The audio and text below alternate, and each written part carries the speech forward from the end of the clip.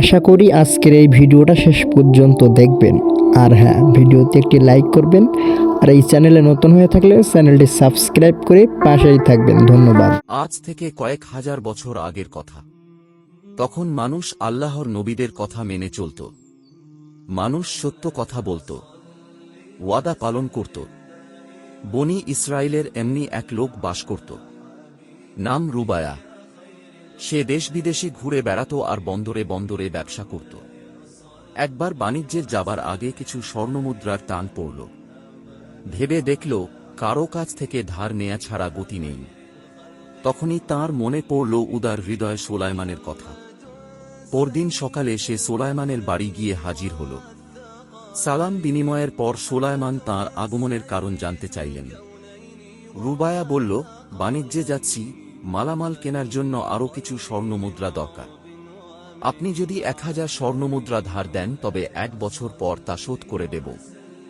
সোলাইমান বললেন, ধার দিতে সমস্যা নেই, তবে জামিনদার দরকার। রুবায়া বলল, আমার জামিনের জন্য একমাত্র আল্লাহই যথেষ্ট। রুবায়া যেমন পাক্কা ঈমানদার, সোলাইমানও তাই।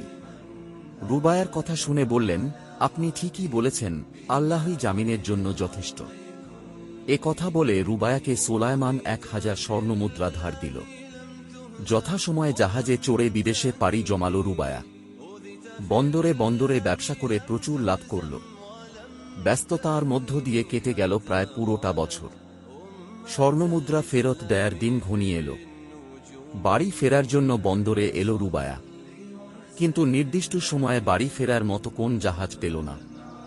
জলপথ ছেড়ে স্থলপথে বাড়ি ফিরতে চাইল, কিন্তু কোন যানবাহন জোগাড় করতে পারল না। অনেক চেষ্টা করেও সে যখন দেখল সময় মতো ফেরার কোন উপায় নেই, তখন ওয়াদাভঙ্গের আশঙ্কায় সে অস্থির হয়ে পড়ল। কি করা যায় ভাবতে গিয়ে তার মাথায় এক অভিনব বুদ্ধি এল। রুবায়া এক টুকরো কাঠ ছিদ্র করে তাতে 1000 স্বর্ণমুদ্রা ও একটি চিঠি ভরল। এরপর শক্ত করে ছিদ্রমুখ বন্ধ করে সে গেল সাগর পাড়ে।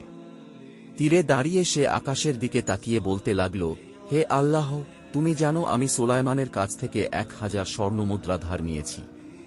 সে জামিন চাইলে আমি তোমাকেই জামিন মেনেছিলাম। নির্দিষ্ট দিনে বাড়ি যাওয়ার জন্য আমি কোন যানবাহন পাচ্ছি না।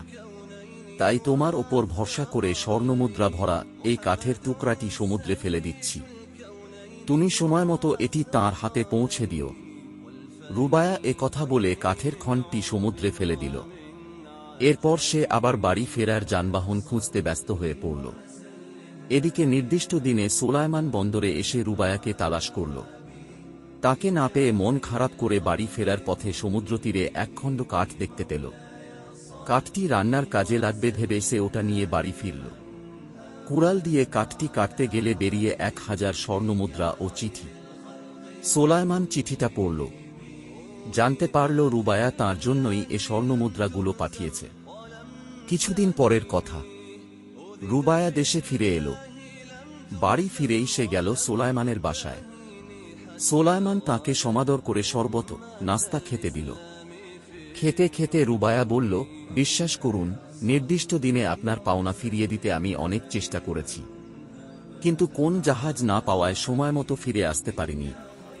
এই নিন আপনার স্বর্ণমুদ্রা, আমাকে দেনার দায় থেকে মুক্তি দিন। রুবায়া স্বর্ণমুদ্রার থলে সোলাইমানের দিকে বাড়িয়ে ধরল। সোলাইমান বলল, এক পাওনা আমি কয়বার নেব? নির্দিষ্ট দিনেই আমি আপনার পাঠানো স্বর্ণমুদ্রা ও